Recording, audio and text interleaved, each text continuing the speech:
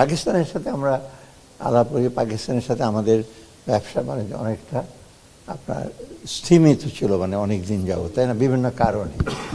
এবং কিছু কিছু আছে, ক্ষেত্র আছে তাদের সাথে আবার ট্রেড, টেকনিক্যাল অ্যাসিস্ট্যান্স এগুলি করা। ট্রেডের ব্যাপারে আমি বলছি, বাণিজ্যের ব্যাপারে G2G এর চেয়ে হলো প্রাইভেট সেক্টর, ওরা বেটার, ওরা জানে কী কী পণ্য ওদের দরকার। আর আমরা, এবং ওরা একটা বিষয়ে খুব আগ্রহ প্রকাশ, আমাদের জুট প্রোডাক্টটা খুব অ্যাট্রাকটিভ। ওরা জুটের বিভিন্ন ভেরিয়েশন, ওরা এতটা ছিল না, জানা ছিল না, ধারণা ছিল খালি গানি ব্যাগ হয়। আমি বলি জুটের জন্য এত বেশি জিনিস তৈরি হয়। এবং ওরা বলেছে তোমাদের একটা এক্সিবিশন হবে, ওটাতে পার্টিসিপেট করো, they will try to promote export আমাদের জুট প্রোডাক্টের ওখানে। তখন আমি বলছি অন্য অন্য প্রোডাক্ট যেন এক্সপোর্ট করতে পারে। আর ওদের দিক থেকে যদি আমাদের ব্যবসায়ীরা যদি কনভিন্স হয় কী কী জিনিস আনবে।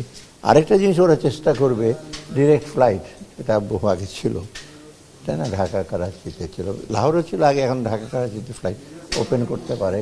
এটা সুবিধা হবে। বিমান যদি হয় কি দুবাই যাওয়ার আগে কিছু প্যাসেঞ্জার ওখানে ড্রপ করলো, ওখান থেকে প্রচুর প্যাসেঞ্জার আবার দুবাই যায়, বা তো ওটা কমার্শিয়ালি যদি ভায়াবল হয় ওরা রেসিপ্রোকাল এসে করবে। ঢালাইয়ে দৃঢ়তা, নির্মাণে নিশ্চয়তা, প্রিমিয়ার সিমেন্ট, ঢালাইয়ের রাজা। ইকোনমিক করে একটা তো হলো কতগুলো বাণিজ্যিক, আর কতগুলো ইকোনমিক অ্যাফেয়ার্স, মানে টেকনিক্যাল অ্যাসিস্ট্যান্স প্রজেক্ট যদি জয়েন্টলি না হয় এইগুলো।